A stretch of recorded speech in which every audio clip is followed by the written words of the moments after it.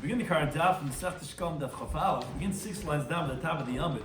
Where the Gemara continues regarding the halacha of the Mishnah. We were discussing that of Rabbi Yehuda regarding the Kohen Gadol that dies, and you have to bring now the mincha from the Yarshin, so that it was brought shlema. Since the Gemara gets into a discussion regarding this, has to be brought shlema regarding what exactly, how was it brought shlema? Because again, usually the Kohen Gadol would bring it half in the morning, half in the afternoon. Now that he's saying that they don't bring it halves in the morning, how exactly was that done?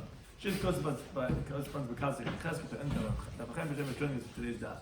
To discuss in today's daf are the Mishnah is going to discuss regarding the next Mishnah, which begins the last parak, regarding spit, roik that's found in Yerushalayim and elsewhere. Is it tamei or is it tar? Because obviously spit from a zava has the same halachic status of tumah that they have themselves. The Gemara is going to discuss also related regarding the laws of dam nevela. Is that tamei or tar? Next Mishnah is going to discuss if one of the parechas of the Beis Hamikdash contracted tumah, how exactly you go about purifying it, how the parechas were made, what are they made out of. Some of the key terms and concepts we discussed today's daf are dam nevela, which we've had the discussion previously in this Masechta, and the blood of the nevela is that have the same tumah as the meat of the nevela itself, of the dead animal. Hechsher eichlin is the halacha that says the pasuk Yud Mayim Al Zera, that there's 7 types of liquids that prepare and make a food and susceptible to tumah. Vlada tumah is the halacha that it's a rabbinic tumah. It's biblically there's the ava tumah, and then that which if someone came in contact with a dead person, or if he became tumah from a dead sheret, and then that which contracts from that becomes a vlada tumah, which could only be tameh that of eichlin, but not of adam anymore.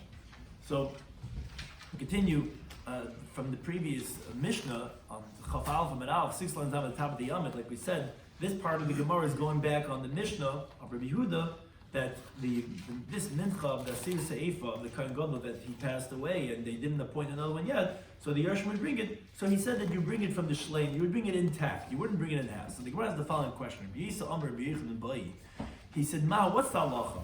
This is saying shleima, that you're going to bring it intact. Shleima b'shachas v'shleima ben arbayim. No, the Kohen Gadol used to bring a Asir Se'ifa, split it in half in the morning, half in the afternoon. Now you're saying no, you don't bring halves anymore. It says, Oisa, when it's the Yerushin they bring it the whole thing. So do you bring a whole one in the morning, a whole one in the afternoon?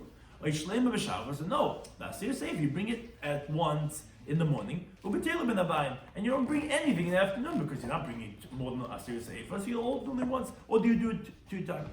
It says the Gemara, if you're going to say, to answer it, because the Simba says in the pasuk, mincha tamid, which that sounds like that, okay, there always has to be a mincha. You can't just, what are you going to do ben arbayim? So you'll do a shleima in the morning, and the way the Kohen explains it in shleima ben arbayim, okay, fine, you answered that question. But then I have a question, shleishis lugin mahin. What's the halacha with the 3 lugin? The Kohen Gadol would bring 3 lugin of oil. He would take a lugin and a half in the morning, and a lugin and a half ben arbayim. Now, the question is, now that he's dead, and you're telling me that you have to double the amount of silas, because you're telling me that you're going to bring a full isar in the morning and a full isar in the afternoon. So now the question is, so what do you do with this shleishas lugin? Do you say shleishas lugin shachris or shleishas lugin ben arbayim? That you have to have, you could double the oil just like you double the amount of flour? So you have 3 lugin in the morning, 3 lugin in the evening? Oh, lugin mechta shachris or lugin mechta ben arbayim. Or do you say that no? The pasuk is revealing to us regarding the flour, because that's where we're telling you that it's considered the mincha tamid. You always have to have the flour offering, and therefore that's what we're telling you you're going to have a serious eighth in the morning, a serious in the afternoon. But regarding the oil, which we didn't explicitly tell you that you're going to double that, maybe that will have only the shleish lugin, and you'll split that in half, and you'll have it as you normally do, 1.5 in the morning, 1.5 in the afternoon. So the Gemara doesn't answer that question. But Amr Chizki says, I'll ask you a 3rd question. I've heard the trichle. Is it proportionate? What? It's supposed to be proportionate or not necessarily? Right, not necessarily. He would always bring a lug and a half in the morning, lug and a half in the afternoon. Right, is that because the mixture is... Right, so yes, it's probably part of the question about like, is that, and you'll see, and there's part of the next question too, that what also you have to ask is shnei comes in mind. Well, there's also another thing that comes. There's also a kamitza of levina, a spoonful of frankincense. What's that halacha going to be? Do you say shnei kamitza b'shachris, shnei kamitza b'dabayim? Yeah, since you double the amount of flour, you have to double the amount of levina. So you got to go ahead and bring 2 kamitzin in the morning and 2 kamitzin ben abai, because you would always do 1 kamitza of levina. Well, that was for 1.5 for half of the yisar. Now you bring a full yisar in the morning, full ben abai, so you got to bring 2 kamitzas of levina in the morning and afternoon. What would you say that no? When the Torah revealed to us has to be double, which is the flour, double that. But just like you don't know about the oil, you have the same question regarding levina. Are you going to double that, or are you going to keep it to what it normally is? So Amr Rabbi Yosef says that he's coming to answer the second question regarding that of the levina. He says, Klum lamdu l'kaimitz. He says, where do you learn out that you need to have a kamitza, a fistful of levina? You learn that from the Minchas Chayte, as we learned in the Bryce in the previous paragraph. So ma'alahal shnei kamitz, and just like over there, it's 2 kamitzas, meaning for every single isaron that you bring a Minchas Chayte is isaron. So each isaron requires a levina, where he holds that just like you need an amount of oil for every Yisarn, meaning even if, let's say, you had many Yisraelis in 1 kli, as Mishnah teaches in Perish Midas, you're going to have for every Yisarn that amount of oil, so too you need a kaimitz levina for every Yisarn. So Avkanch, they come and say, you're right, so over here we're doubling the flour, you would have to double the amount of levina. So Rich Gemara says, in the gears of the parentheses, no. Ma tamat tzricha what do you mean, just like over there, we have a question regarding the chavita of the Kohen Gadol, if you're going to double the kamitza. Now here also, we would have a question. It's not so obvious. If someone brings many menachas in 1 kli, do you need to have a kamitza of levina for every single isar, or would it be enough with 1 kamitza? It's not the same as necessarily as the oil, which you're going to add a certain amount of oil for every isar. Says I'm saying if it's proportional and not like, no, you would have the same question. So the Gemara doesn't really know over here in the Yerushalmi if you would double the amount of flour, meaning. And if you're going to resolve the flour, we don't know if you're going to double the amount of the oil and you double the amount of the kamitza of the levina. Now, responding regarding the first question regarding the oil, Amr B'chizki, he says, wait a second. Klum lomdu shleishes logan. Didn't we learn out this idea that the chavitin requires 3 lugan of oil?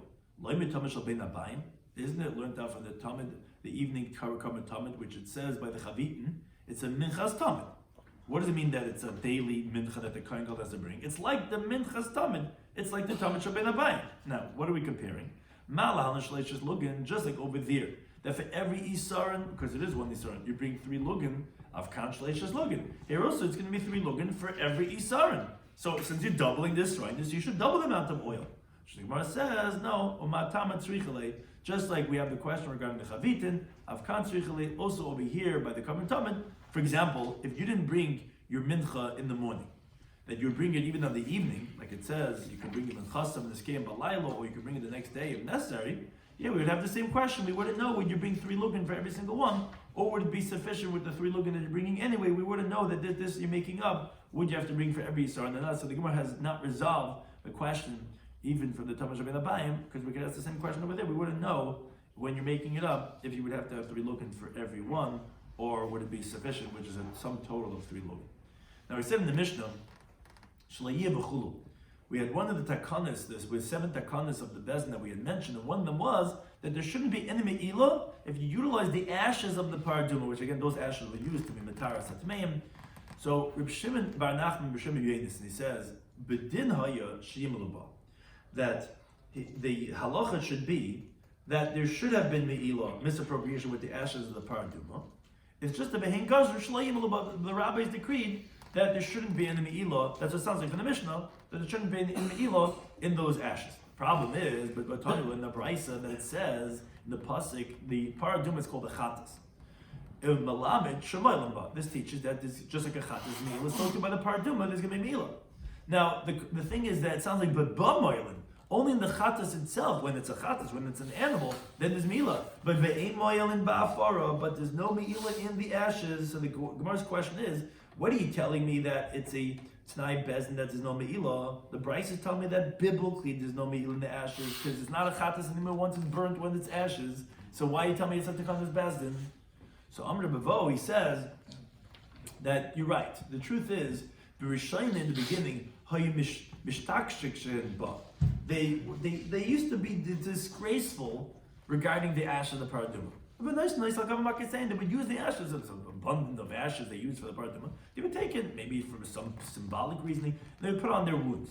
Because the rabbis decreed, this is disgraceful, you can't use the part of Duma ashes for your wounds, so they made a gzera, abundant that it's going to be Me'ilah. Because right, biblically there's no Me'ilah, because it's only the chattas, not the ashes. And Kibbutz Shenigdur, once the people already had fenced themselves in, that they stopped doing it because of the Gzei Rabbanan, then they already went back to the original status that there should not be any Me'ilah. And therefore it makes sense this that we're saying it's T'nai Bezdin to undo the T'nai Bezdin, which you're right, took it back to the biblical state of not having Me'ilah in the ashes.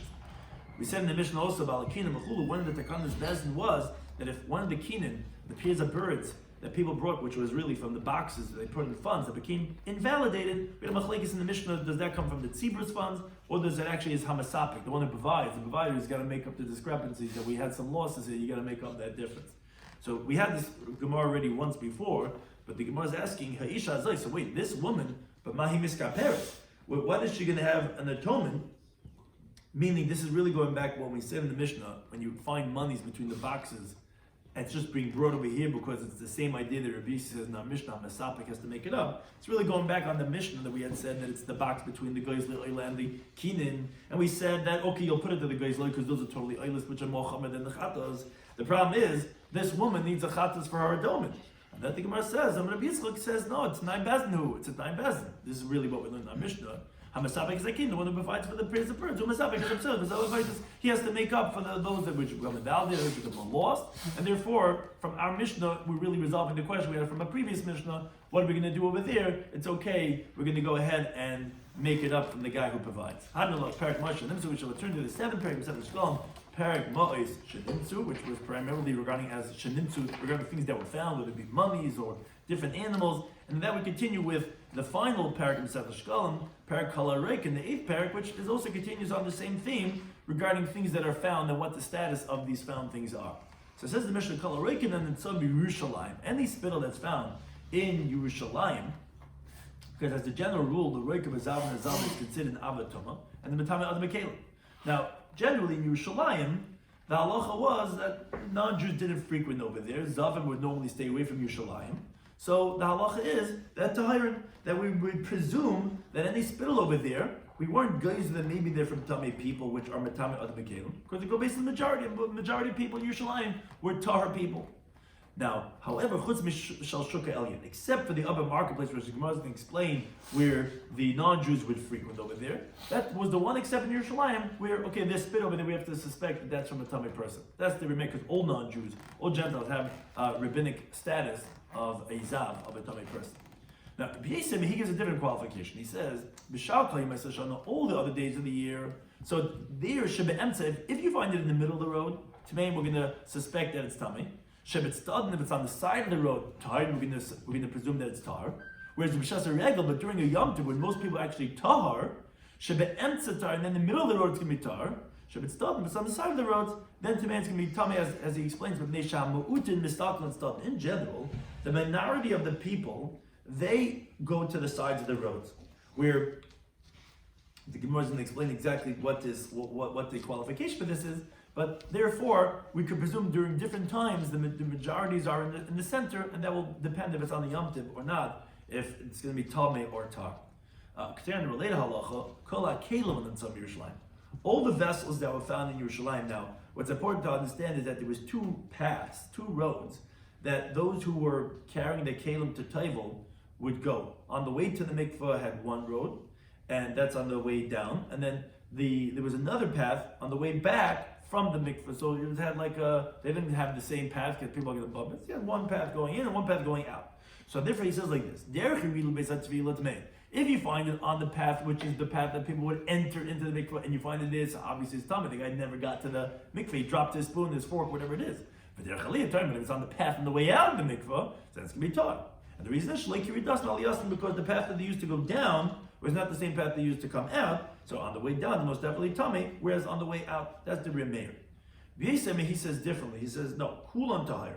All the vessels are tahar because we did not make a gzeira on Safek Kalim in Yerushalayim. He says, chutz min asal, except for the basket, v'amagrefa, and the that's the type of like a shovel, that the vessel that we used to gather the bones of dead people. A hammer, which were designated for the graves. Those were the only exception, because those obviously are used for things of dead people. Those will presume those kelim are tummy, but all other kelim will presume that they're tar.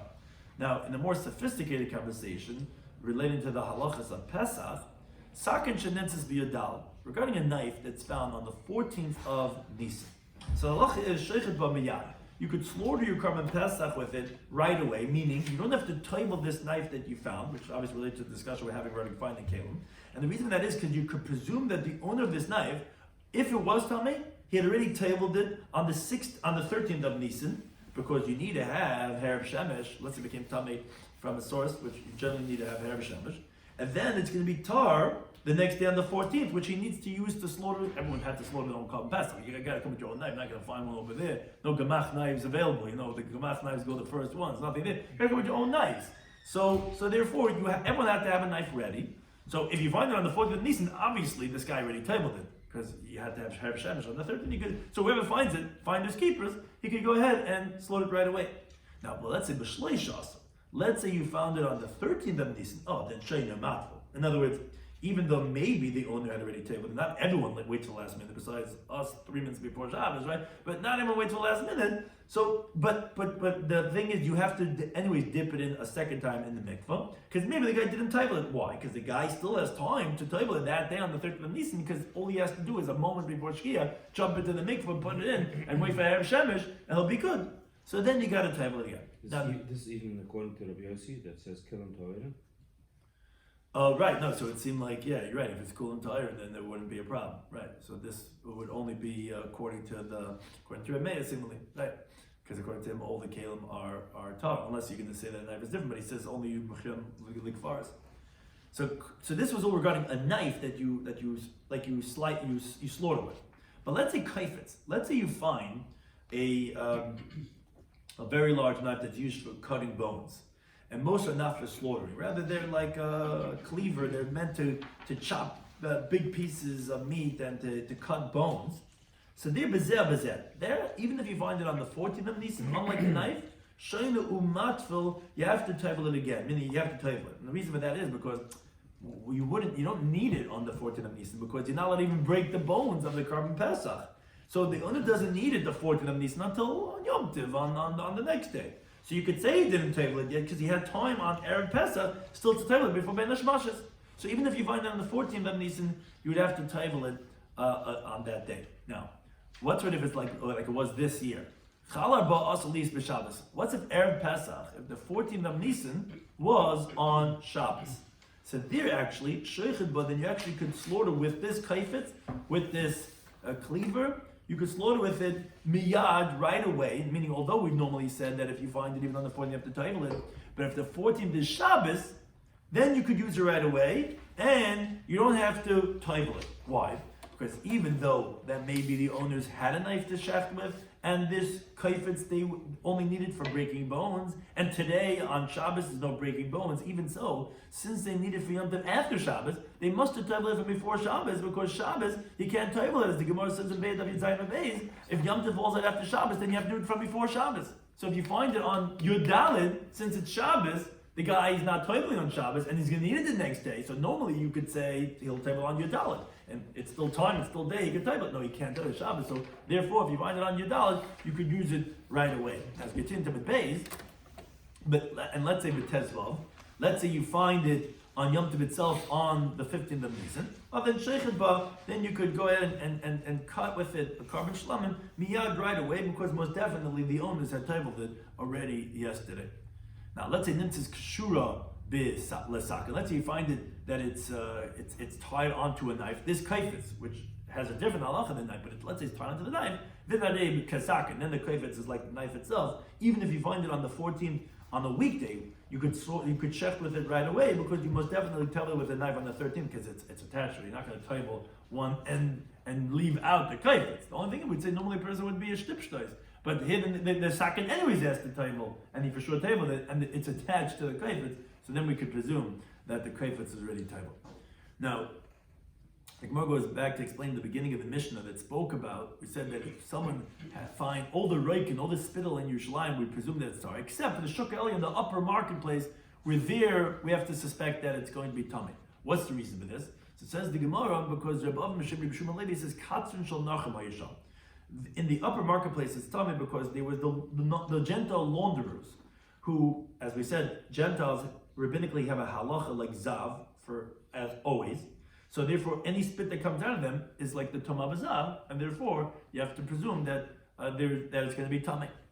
Or another interpretation why the shuk elyon was tummy, why it was different, because Amr B'chanina, he says aroidos hayunoichidim, and the gear says shad, that there were these wild donkeys that they would kill over there in the upper marketplace. That's why the spittle over there is tummy, because the Gentiles were killing the wild donkeys. So again, the Gentiles are there, not because there's a laundromat, but because they're killing the wild donkeys over there. So the spit is from the Gentiles, therefore the Shuk Elyon is different than the rest of Yerushalayim. Now, there's a girsa here from the Goyim that says, Rabbi Shloimy Levi, from the Goy Sakra, that once we brought in this idea of, about that the Gentiles were there in the Shuk Elyon, because of they would be killing the Aroidus, the wild donkeys over there. So we bring in a story that that they would kill the wild donkeys from the army of the king, which we already explained this already in the third parak, and it's redundant. We already had this discussion. So once we brought in the killing of the Aroidus, so the Gemara gets into that story that the Oil Regalim, those who made the pilgrimages to the Beis Hamikdash 3 times a year, they would be walking knee deep in blood because they would be killing the wild donkeys over there. This situation came in front of the sages. But they didn't say anything, and the reason for that is because there's no tumah of dam nevela. Now, the Gemara brings a story that Reb Simon b'Shem Reb Shloimy Levi, Ma'asim appeared to Mishal Beis Rebbe Shnei. So the story with the mule of the household of Rebbe that died. But it tears to Mishal the same thing. They purified the blood because nevela, it doesn't have tumas of nevela like the meat does, which is matame. There's no problem with the blood. Now, if Lazar Sholah Simon asked, and how much blood? He didn't respond. So Shloimy Schwartzberg Levi, he says, ad revius tar. Oh, this that it's tar is only up until revius. Yes, we became tummy, like we explained over there. Revius adam is like a kisais when they kajil. Oh, more than revius, it is going to be tummy. Then it will have like the tumah of the nevela. Now, it bothered Rabbi Lazar. Why did Rabbi Simon respond to me? Ask him a kasha, just ignored him, he stoltz him out. So Rabbi Rabbi was sitting there, and Masni, he was saying over the story what happened. So Rabbi Shloimy says, and ad kama, how much? Ad revius tar. Is it up until revius tar? Usually became tameh, but more than that, it's going to be tameh. Uvod be, and he kicked him. Only Zreka said to begin that because he's asking if it's up until revius and or more ad boyd be, you kick him. Amalei begin to let have his daiti. He says, I didn't have my bearings with me. Because Amr B'chanan, he says the passing the bar. When it talks about the teichel, the rebuke, all the bad that's happened to the Jewish people when they don't keep the ways of God, that your life is going to be hanging opposite you. This refers to someone who has to buy wheat for the year. You don't know what's happening. Your life is hanging in the balance. You don't know if you're going to get the wheat for the year.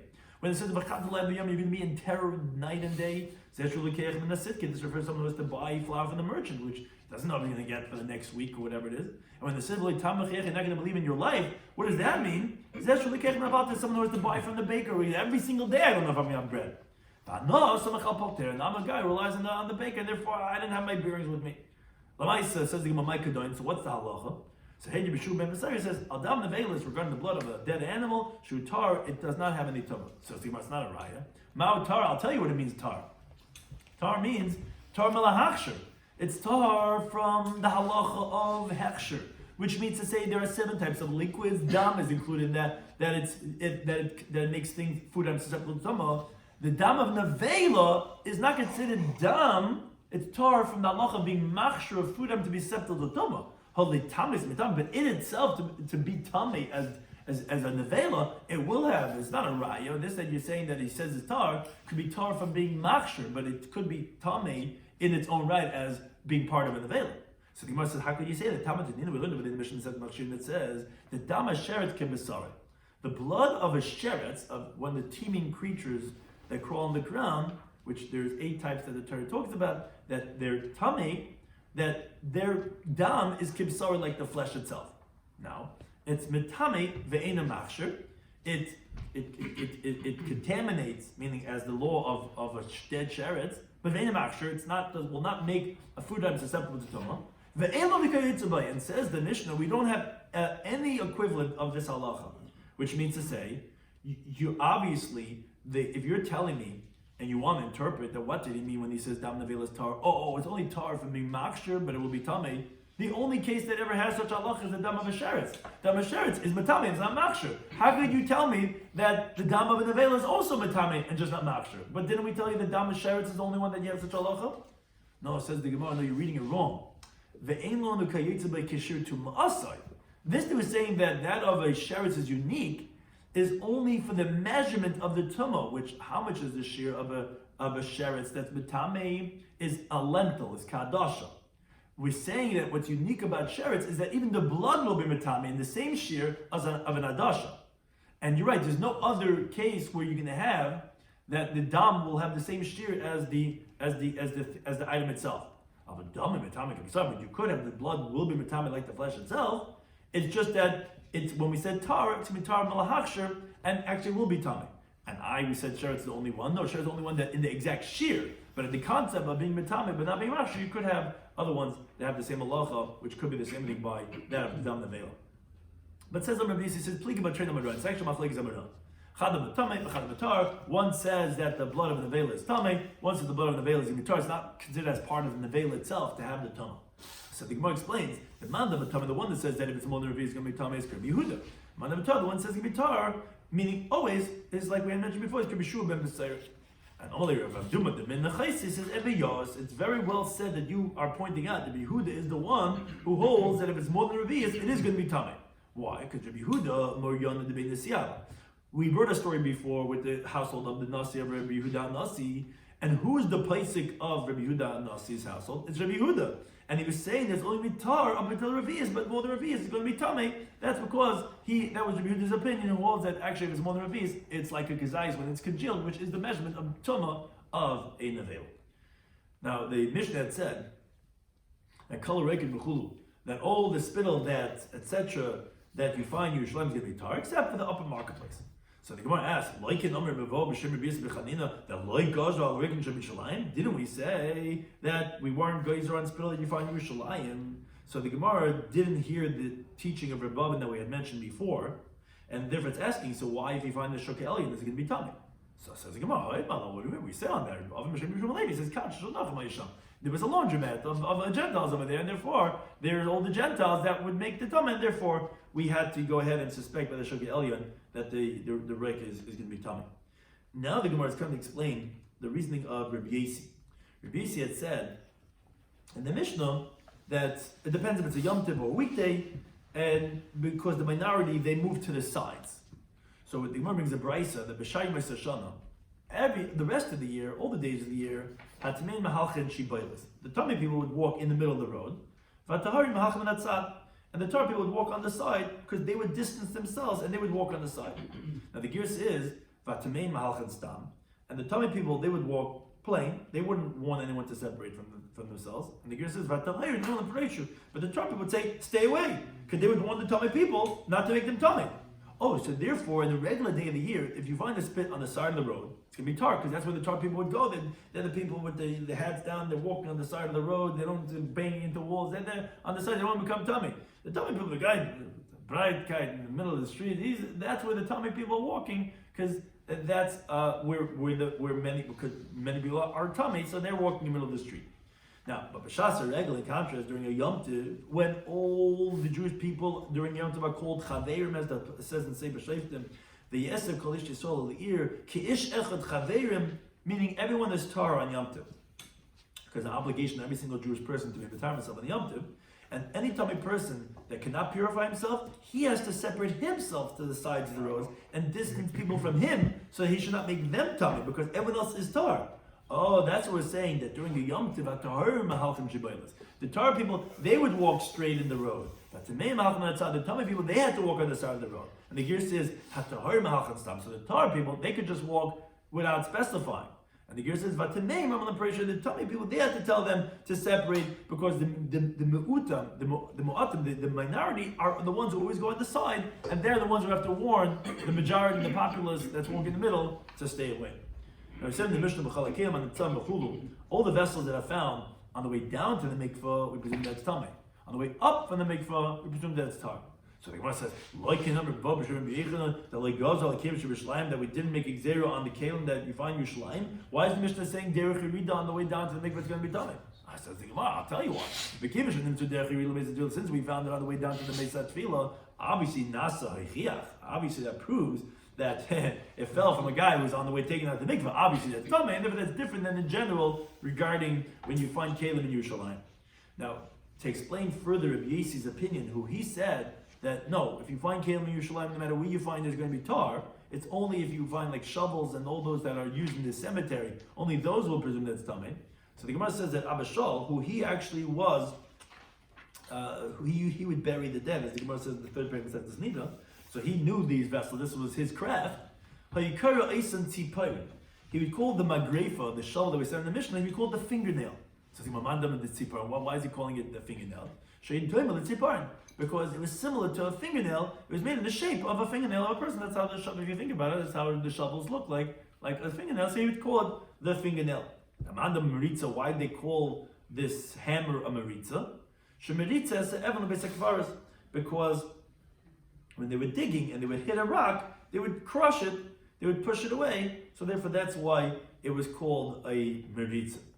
Now, Kaifetz B'chulu, we said that regarding this hammer, this hatchet, whatever this large knife was, if it was tied to the knife, we said, then they had the same halacha like the knife. So no, generally, when you find the kaifetz on your dad, you'd have to tell because the guy doesn't need his kaifetz because no one's breaking bone. Attached to the knife. Okay, the knife you're ready to table, let's say you're ready to table. So actually, in the Bryce that disagrees with that mission, the whole thing is actually the opposite. That if you find hasak and kshur law, if you find the knife tied to the kaifetz, the knife is actually like the kaifetz, and actually even the knife you would have to table if you find on the 14th of Nisan. In the next Mishnah, see on these halachas of Tumah, where we had mentioned the first kalarekin, which is Tumah because it's related to the previous paragraph of Hanimtza, of being found, when you find the spittle and you find the kem. Now, but once we discuss Tumah, we continue with those themes of Tumah.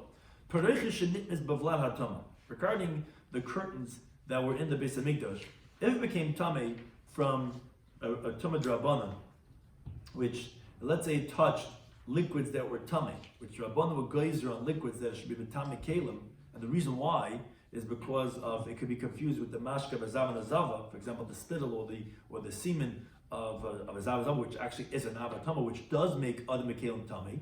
So therefore, the Parechis, which is a Kli, and the reason why it's a Kli, although it's part of the structure, is because they would carry from place to place, and they would put vessels inside of it when they would carry them, so therefore it has the status as a Kli to be Mekabel Tumah. So it can be Mekabel Tumah, and you could have a Tamei liquid that could touch it, so if it became Tamei from a Vlada Tumah, the halach is Matbil Leisa Bifnim. So you don't have to take it outside of the Machna Shechina, because it only became Tamei from a Vlada Tumah. You could table that they're inside the Beis Hamikdash, and you could bring it back in right away. You don't have to wait even for Herav Shemesh by the rabbinic Tumah, as the Mishnah says in the first parak in Tigers. You don't have to wait for Herav Shemesh. So you could table it and bring it right back in. Now, Vishnimna is the Abba Tumah, but it became Tamei with Abba Tumah, which, for example, let's say dead sherets or a dead animal, and the Vela touched the Parechas. So then you have to travel on the outside. You have to send it away, as the Mishnah teaches the end of Mesechtes Erevin. And they would stretch it out in the chel, which was an area outside of the Azar, outside the courtyard. And the reason is when they shoot Herav Shemesh, because this needs sundown. It's a more severe tumah, you got to leave it outside. Now, in Moshe Chadash, if it was new, let's say they had just made it and it became tummy, so then when they would spread it out, they would spread it on the top of the roof of the benches over there. The sprinklers, so everyone should see how beautiful it is, because Lamaisa, the Parechas was beautiful, and once they're stretching it out, let people see you hanging the laundry, look how this design, the stuff you got over here, let everyone see how beautiful the Parechas are. Now actually, once we mention that, the Gemara actually gets into an illustration of this. He says, Parechas of Yetefach. The Parechas was a handbreadth. You imagine how thick that is. A handbreadth, it was thick tefach, this curtain. Al Shevim B'Shtayim Nimen Neregis. It was woven on 72 heddle shafts. And I'll call Nima Benima. For every thread, you had Chufdal Chutn, you had 24 strands for every thread. Orka Mem Amma, the Pareches, its length was 40 Amas. V'Rach B'Chof, and its width was 20 Amas, which was like the opening of the Ulam, the antechamber, which was 40 Amas high and 20 Amas wide, which is what the Pareches was for, and for these entryways. Umishmayin Mishtayim Uriboy, and it was 820,000 now. There's different interpretations of what riboy is. It could either mean like a girl is called a ravaya. It could be like made by 820,000 young girls, or it's 820,000 golden dinner, or it was made with 820,000 threads. But read it as it may, Haisanah says it was made from 820,000 something. But it was definitely a lot of effort and energy and expense that went into it. We make 2 every single year. And the reason for that is because the smoke from the Keteris would blacken them. And it took 300 kahanim to table them. Now, why are you tabling it? Because the halacha is when you finish making a kli, even though it was finished in the state of tahara, for regarding kadshim, as the Gemara says in Chagiga, you have to table it. So they had 300 kahanim carrying this heavy, 40 amas long and 20 amas wide, a tefach thick pareches to table it. Now, the Gemara explains how we got this number of that it was 24 strands for every thread. Because like this, Ilu Amar Chut. If the Torah would have said the wording Chut, which is a thread, so then Echad, I would have said that, yeah, that's what a thread means. It's just one individual thread. If it would have said Kafel, I would know. Double, it means L'shaim, that every thread was made out of 2 strands. If it would have said Shazir, twisted, I would have said, oh, that's L'shleisha, that's a higher terminology. I mean, you're twisting more things together. I would say you have 3 strands. Now that it says Majzar is like a doubling of Shazir. So L'shisha, that means to say that there's 6 strands for every thread. Now, the thing is, there was Arba. There was 4 types that was there. You had the Tchelis, the blue wool, the Argaman, look how beautiful we have. We have the color of the letter in the letter itself. The Argaman is purple color. And we have Chalash Shani, the red thread. And you have the Sheish, which is linen. So in every one, there was actually 4 types for the thread. So you have 4 times 6. What is that? Mikan ha'esem arba. That's 24. So you had 24 strands for every thread. Now actually, Tanu actually learned the Bryce that, no, actually Shlesh Mishnah. Actually, there's 32 strands for every thread. Why? A different calculation. Ilam Achot, had it said thread, I would say Echad. Okay, there was 1 thread. Kafel would have said double, I would have said L'shaim 2. If it was said Shazir, so this interpretation is not taking it to the next number 3. Rather, Shazir, when it said twisted, I would have said that it's double of Kafel, I would have said La'arba, would have been 4. Now that it said Majzar, that's L'shmoina. Then doubling that double, which is 8 threads. Oh, so Arba, there's 4 types. Oh, what's 8 times 4? Mikan hot plus the terrain. That's 32. That's strands. Now, tell me, the Bryce, no, Arba Mishmaina. No, there were actually 48 strands in every thread. Why? Ilam Achot, had it said thread, okay, I would say Echad is 1. If it was a couple double, I would say L'shnayim is 2. Now, they're adding another terminology that you're showing that it's a greater terminology. If it would have said Kliya, which is braided, okay, I would have said L'shleisha. That means braiding, and putting many things together. I would have said that's 3. If it would have said then Shazir, which is a higher terminology, I would have said L'shisha, it's really 6 strands. Oh, but it says Majda, which is double, on steroids, it's L'shnai Master. It's 12. So, there's 12 strands for every thread. And there's Arbaz, 4 types. Oh, what's 4 times 12? Mikan or Abba Mitmanya. It tells us 48 strands in every single thread. Now, the Gemara continues regarding, once we mentioned this drasha regarding the Pareches, so we get into a discussion regarding what exactly was the craftsmanship that went into making it, as it says by the Pareches, Ma'aseh Cheshev, Ma'aseh Reikim. So the Gemara asks as a question. Kasav after one pasuk when it talks about the Mesach HaPesach, which was the curtain that blocked the opening, it says Ma'aseh Reikim. It was an act of embroidery. Now the Kasav after there's a pasuk that says regarding the Pareches, which was the curtain there by the Beis Hamikdash itself. Inside in the structure it says Ma'aseh Cheshev, a designer act. So what's the difference between Ma'aseh Cheshev and Ma'aseh Reikim? So let's think about like this. There's 2 different mandamar. The first mandamar says Ma'aseh Reikim, which is that actually of the lower Reikim, the embroidery is lower. That was outside by the Azar. That's parts of Echad. That means 1 figure, Actually, this is the interpretation on this. We're going to have the machlekes. Ma'aser reikim is parts of one figure. Ma'aser cheshem, this of an act of design, is shnei b'tzubah are two figures. So we have machlekes. How to interpret that? We have Rabbi Huda, Rabbi Nechemia. Chadam one says like this. What does it mean that ma'aser reikim, this act of embroidery, is one figure? It means ari mikan, and the girsa takes out this word ari. Actually, b'chalek mikan, meaning it's literally one figure. Your embroidery was only on one side. The other side had nothing. Ma'aser cheshem, what was the more distinguished one of the pareiches that a designer act? That's ari mikan va'ari mikan. That you had a line on two sides. That's what we said. That had two partsufas, two figures, because you had a line on either side. The other interpretation says no. Ma'aser reikim, what's the act of embroidery, which was by the Mesach HaPesach? That's ari mikan, and the girsa is va'ari mikan. So the ma'aser reikim was two equal pictures. So reikim is from that it was embroidered where you see it on both sides. So that's what we say parts of echad. It's not that it only had on one side. It had the form on both sides, but it was the same figure that you saw it on both sides. Ma'aser cheshem, what was the designer act? Ari mikan v'nesher mikan. That's what I mean. Basic partsufas is two different pictures. You had a line on one side and an eagle on the other side. That's the ma'aser cheshem. Those are two interpretations. What exactly did it mean? One was ma'aser reikim and one was ma'aser cheshem. And we said in the Mishnah, it was made with 820,000 golden dinar, or again girls, or whatever it was. And we even said that you need 300 count of tablet. So the Gemara tells us a famous concept. Rabbi Yitzchak bar Bisna B'Shem Shmuel. He says this, that the Mishnah says that you need 300 count of tablet is guzma. It's an exaggeration. And so too, the Gemara brings the Mishnah Masechtas Tamid that also says the number 300. And also says it's an exaggeration. Tamid Tani, we learn over there in the Mishnah Masechtas Tamid. Sometimes in his Mizbeach had so many karbanas, there's so much ashes that they had to do Trumas Hadesh in the morning, like 300 kur. So Rabbi Shloimy says Guzma, it's an exaggeration. It doesn't literally mean to say 300 is the number we always use when we want to say Skivein Grois is Achim. Skivein Grois, it doesn't literally mean to say that was 300. So when discussed in today's Daf in Shekalim Daf, we said that regarding a Kohen Gadol that died, so we had a question. This that we said in the Mishnah, that you're going to bring a shleima.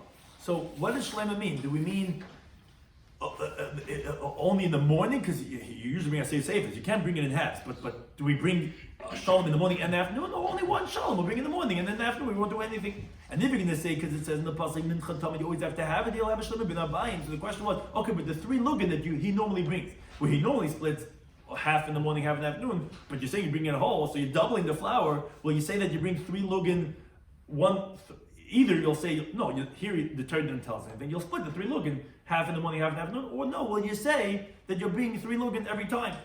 And the Gemara was indecisive if you're going to really learn enough on Tomach Rabbi Nabayim, because we said, well, that's the same question over there. We don't know if every Yisrael is going to have another three lugin of oil. Additionally, we had a question regarding the two kmitzas of Leviner, meaning normally he would bring a kmitz Leviner in the morning and afternoon, but that was half of Yisrael. Now you bring a full Yisrael in the morning, plus in the afternoon. All right, so you're going to bring two kmitzas in the morning, two kmitzas in the afternoon, or no, you'll take the two kmitzas, you'll have one in the morning, one in the afternoon, and it wasn't clear if we learned that from Minchas Chayte, we have a kmitzah for every single one, because we said that it's not definitive from there either. We could ask the question of that too. Said in the Mishnah that one of the seven takanas was that shouldn't be me'ilah the ashes in the paraduma. So the Gemara tells us no. Really, the truth is, of course, there's no me'ilah by the ashes, because it says that this is the chatas, and that we're not going to have it on the ashes.